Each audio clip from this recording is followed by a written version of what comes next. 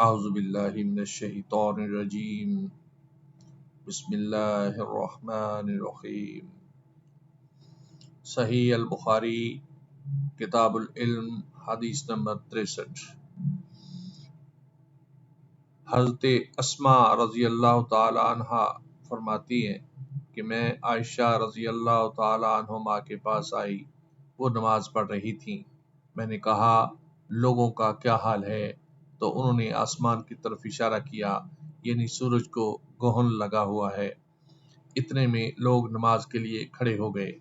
عائشہ رضی اللہ تعالی عنہما نے کہا اللہ پاک ہے۔ میں نے کہا کیا یہ گہن کوئی خاص نشانی ہے؟ انہوں نے سر سے اشارہ کیا، یعنی ہاں۔ پھر میں بھی نماز کے لیے کھڑی ہو گئی، حتیٰ کہ مجھے غش آنے لگا تو میں نے اپنے سر پر پانی ڈالنا شروع کر دیا۔ پھر نماز کے بعد رسول اللہ صلی اللہ علیہ وآلہ وسلم نے اللہ تعالیٰ کی تعریف اور اس کی صفت بیان فرمائی۔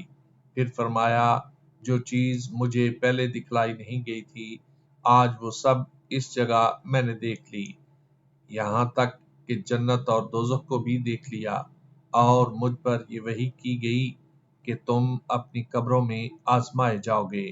مسئلہ یا قربہ کا کون سا لفظ اسماء نے فرمایا میں نہیں جانتی۔ فاطمہ کہتی ہیں یعنی فتنہ دجال کی طرح آزمائے جاؤ گے۔ کہا جائے گا قبر کے اندر کہ تم اس آدمی کے بارے میں کیا جانتے ہو؟ تو جو صاحب ایمان یا صاحب یقین ہوگا۔ کون سا لفظ فرمایا اسماء رضی اللہ تعالیٰ عنہ نے؟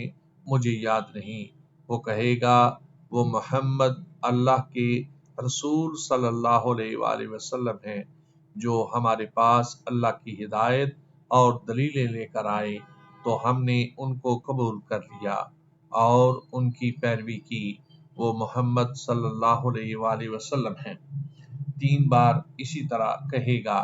پھر اس سے کہہ دیا جائے گا کہ آرام سے سو جا، بے شک ہم نے جان لیا کہ تو محمد صلی اللہ علیہ وآلہ وسلم پر یقین رکھتا تھا، اور بہرحال منافق یا شکی آدمی، میں نہیں جانتی کہ ان میں سے کون سا لفظ اسماء رضی اللہ تعالیٰ عنہ نے فرمایا تھا۔